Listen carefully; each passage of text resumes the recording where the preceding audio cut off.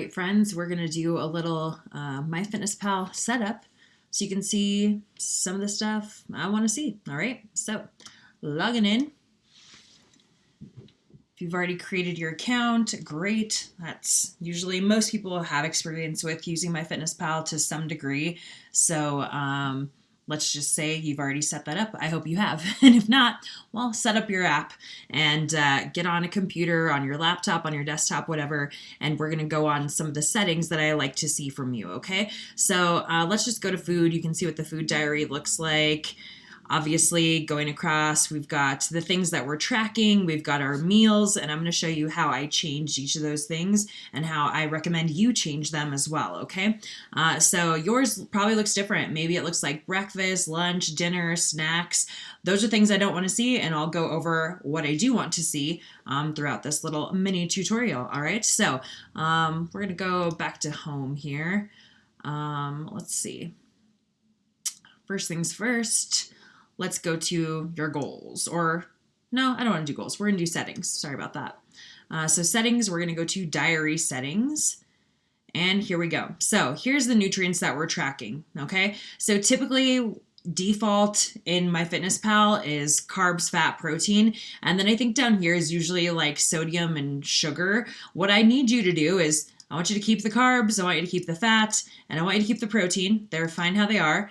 And then let's go to this one. So again, I think that like is automatically defaulted to sugar or sodium. I need it to be fiber because fiber is one of the things we are tracking day to day and week to week, because protein, fiber, those are paramount. I don't care if you're one of my clients who's tracking calories or who's tracking specific macronutrients, carbs, fat, and protein. We need to see how much fiber you're getting each day. And then for this last one, you can have sodium or sugar, or if there's something else that you're supposed to be tracking for some sort of reason. I can't imagine that you would be, but I prefer to be sodium because typically, let's just say, average day, you're eating maybe 2,000, 2,500, even 3,000 milligrams of sodium. No big deal. There's nothing demonizing about sodium. We all should be making sure we're getting enough salt in our day, especially if you're an athlete, if you're working out, we need salt as that electrolyte. It just helps performance, helps balance out your system, all those good things. But there might be a random day when you see the scale spike up, and oftentimes what led to that is there's many reasons why, but sodium is oftentimes one of those culprits because all of a sudden you went out to eat and you had an excessive amount of sodium, because that is something you're going to find in a lot of food when we go out to eat. They use a lot of salt, butter, oils, all those things. So I like to track sodium.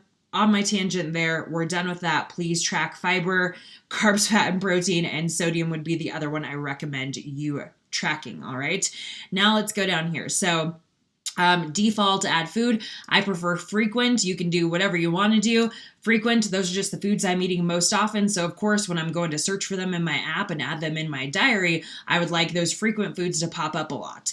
I eat a lot of the same things every day, most days. No, I'm not eating like the exact same meals from week to week necessarily, but basic things that are a staple in my diet every single week would be things like chicken and beef and eggs and egg whites and asparagus, spinach, all those things. I just want those to pop up pretty quickly because I'm pretty much going to eat them 7 days a week at one point or another. All right. Now those meal names I was telling you about on your diary. So I think it defaults with breakfast, lunch, dinner, snacks. I don't like to see it. I don't want to see snacks. I don't care like what else you do as far as your meal titles. If you want to name them something, you're welcome to. But I would prefer to see something like this: meal 1, 2, 3, 4, 5, 6. You can even do like they give you an example over here. Like maybe you're typically eating somewhere between like 7 and 9. Okay, you could put 7 a.m. to 9 a.m. Maybe then again you eat like somewhere between 11 to 1. You can put those time blocks if that works best for you. And I don't care how many of these you have necessarily, but I do say that I want most people to be eating somewhere between 3 to 5 times a day. I'm not a huge fan of intermittent fasting for most people, especially women. It tends to shift some hormonal imbalances. We don't necessarily do well with that. So you should be eating more than once a day, and ideally you would be eating a minimum of 3 to 5 times a day. I'm not going to say that eating several times throughout the day stokes your metabolism or gets your metabolism revved or anything like that, but I will say that if you're eating on a consistent, regular basis, then you typically don't have those ebbs and flows of like extreme hunger and then extreme just too full, over satiated. So again, consistency with your meal intake is most important. And let's just change those names to something that's not snacks. Okay, snacks is basically the one I don't like to see, unless perhaps you're doing like breakfast, snack 1, lunch, snack 2, dinner, snack 3, something like that. But yeah, let's come up with a better name. I don't like to see breakfast, lunch, dinner, and then snacks, because then that shows me that like your snacks are at the end of the day. I actually want to know if you're having snacks, when those snacks are. Are they between your meals? Is that all you eat is a bunch of freaking snacks? Or if it goes to the MyFitnessPal defaults, when it just has breakfast, lunch, dinner, snacks, people might be eating 2, 3, or 4 snacks throughout the day, and it just shows one option for snacks. Like, I need to see how frequent your meals are split up, how often you're having them throughout the day, and putting every single snack throughout the day into just one time probably is not actually really descriptive of the times that you're eating throughout the day. I hope that makes sense. And okay, enough of that tangent. Moving down, we've got these calorie adjustments. Do not ever, ever, ever link your Fitbit, your whatever, to this. Okay, do not ever let MyFitnessPal have anything to do with your exercise.